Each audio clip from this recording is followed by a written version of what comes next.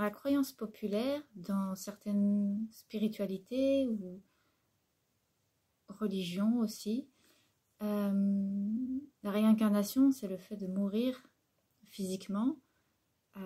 Donc quand on croit en la réincarnation, l'âme survit et cette âme-là, au bout de quelque temps, se retrouve dans un nouveau corps. De se souvenir de vie passée, voire se souvenir de vie future, c'est quelque chose que bon nombre de gens ont expérimenté.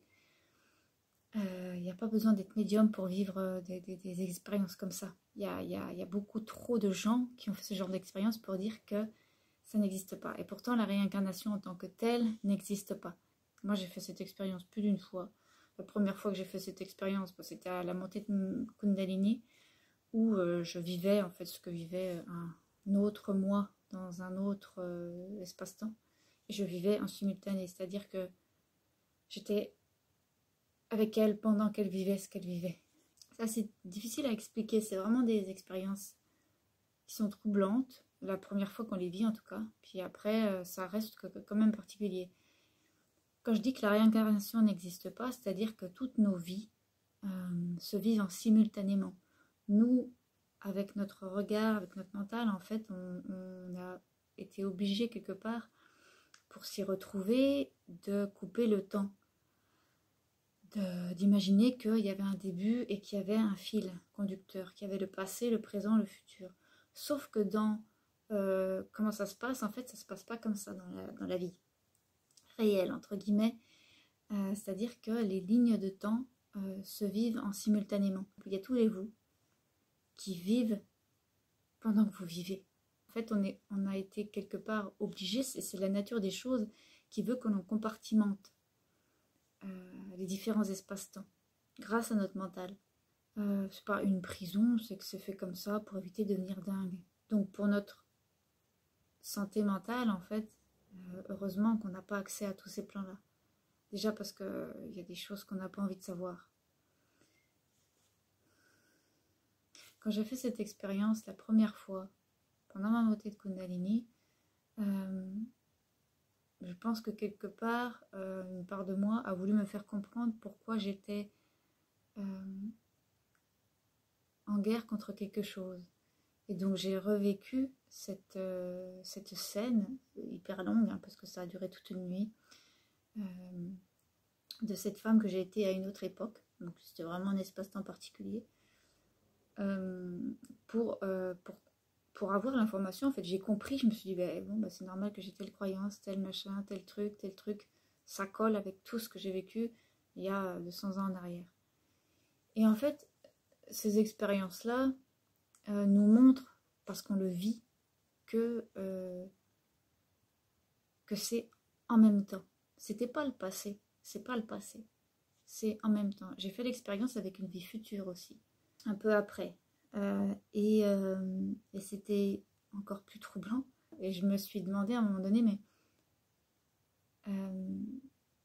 est-ce que si on n'avait pas pu communiquer, parce qu'il y a eu communication, elle se serait demandé si j'étais du passé. Vous voyez, enfin, bref, c'est complexe tout ça. Mais tout ça pour expliquer que effectivement, les lignes de temps se déroulent en même temps et on peut en faire l'expérience. Il y a plein de gens qui en ont fait l'expérience. Moi, quand j'ai vécu ça, et j'ai vécu ça avec plusieurs vies du coup, c'était tellement réel, c'était tellement dans l'instant que j'ai voulu comprendre. En fait, moi j'ai eu la chance, et c'est vraiment une chance, c'est pour ça que j'envoie souvent les gens vers cet homme-là, vers ses bouquins, de tomber sur des écrits de Christophe Alain qui validaient quelque part ce que j'avais vécu. Parce que moi j'étais un peu toute seule dans mon coin en me disant, mais punaise, ce que je vis, c'est un truc de ouf, c'est pas normal, il y a quelque chose qui va pas. Pourtant, je suis pas folle, bon. Et le fait d'être tombée sur les expériences déjà de Christophe Alain, et aussi, il en parle aussi des différents espaces-temps, ça m'a vraiment aidé à comprendre qu'en fait, oui, je me trompais pas, c'était bien des vies simultanément, c'était bien ce que j'avais ressenti de putain, elle est vivante, elle est là en même temps que moi. C'était pas faux, c'était réel. Alors je fais pas cette vidéo pour convaincre, parce que de toute façon, il n'y a personne à convaincre. J'exprime juste quelque chose que moi j'ai vécu et qui est de l'ordre de la réalité pour moi et que bon nombre de gens ont vécu aussi. Il y a beaucoup de gens qui vivent des choses qui leur paraissent des fois surnaturelles et qui ne le sont pas en fait. C'est juste qu'il n'y a pas énormément de gens qui s'autorisent encore, même si c'est beaucoup plus qu'avant, évidemment. Il y a 20 ans en arrière, vous parliez déjà de sortie de corps, on vous prenait pour un barjot. Aujourd'hui, c'est pas le cas. Mais il y a encore beaucoup de gens qui n'osent pas parler des choses un peu extraordinaires, surnaturelles, entre guillemets, qu'ils peuvent vivre. Voilà, tout ça pour dire c'est réel, quand on le vit, c'est réel. Et il n'y a pas à changer. Vous savez, moi, quand j'ai fait cette expérience de ma vie future, j'étais en connexion avec cette vie-là, ça a duré plusieurs semaines. Ça n'a pas duré un jour comme les autres, ça a vraiment duré plusieurs semaines. Et c'était un truc de malade. Et c'est... Et quand ça s'est arrêté, quand il y a eu une coupure avec cette vie-là, ça s'est arrêté d'un coup. Enfin, on m'y a préparé. On m'a dit, Elise, ça va pas durer éternellement. Tu peux pas. J'avais un attachement très fort à moi-même dans cette vie-là, étonnamment. Et ben, même quelques années après, parce que c'était vraiment au début, c'était en 2019, j'ai eu les doutes. Je me suis dit, est-ce que je me serais pas inventé tout ça? Est-ce que c'était pas je sais pas, un bug de mon cerveau? Est-ce que c'est pas mon mental? Et puis, je me suis dit quand même, pour que ça dure des semaines, ça serait sacrément dingue. Et puis c'est là qu'il y a quelque chose qui m'a dit, si tu commences à douter de tes expériences, Élise, mais tu remets toute ta vie en question en fait. Et, et après, je me suis même fait engueuler par un dragon qui m'a dit arrête.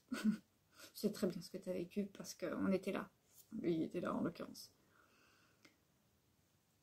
Donc voilà, il y a ce qu'on vit, il y a ce qui est là. Et puis quand on cherche toujours à se faire valider par les autres, déjà on n'apprend jamais à se faire confiance. Et puis il y aura toujours des gens pour vous dire que vous êtes cinglé, que voilà. Parce qu'il y a des gens, malheureusement, qui sont encore très matérialistes et qui ne sont pas branchés à ce genre de choses, qui sont dans la dimension terrestre et puis il n'y a que ça qui existe. Il y aura toujours des gens pour dévaloriser ce genre de choses, pour mépriser, pour se moquer, etc. Et ça a été en tout temps. Hein. Il y a, vous voyez ce qu'on a fait aux sorcières, entre guillemets, il y a quelques... Voilà. Aux druides, aux gens qui... que ce soit guérisseurs, sorcières, tous ces gens un petit peu... voilà, les médiums, tout ça. À chaque époque, ça n'a pas plu. À chaque époque, il y a eu des choses malheureuses qui ont été réservées à ces personnes-là. Et aujourd'hui, l'avantage qu'on a, c'est qu'on ne peut pas mourir brûlé sur un bûcher et on n'a pas le droit de nous faire du mal. Mais il y a encore cette guerre contre voilà les matérialistes et les j'allais dire les animistes et les gens qui croient en, c'est pas les animistes mais les gens qui ont des connexions à autre chose que la matière. Mais on n'a pas besoin de ces gens-là pour exister, puis savoir que ce qu'on vit c'est la réalité, autant que la leur d'ailleurs. Donc voilà, donc non, on n'a pas de vie passée, on n'a pas de vie future, on a des vies simultanées. Et ça a toujours été comme ça. Voilà. Même si c'est moins compliqué pour notre mental de mettre dans des catégories passé, présent, futur. On peut ranger les choses et c'est beaucoup plus pratique pour nous.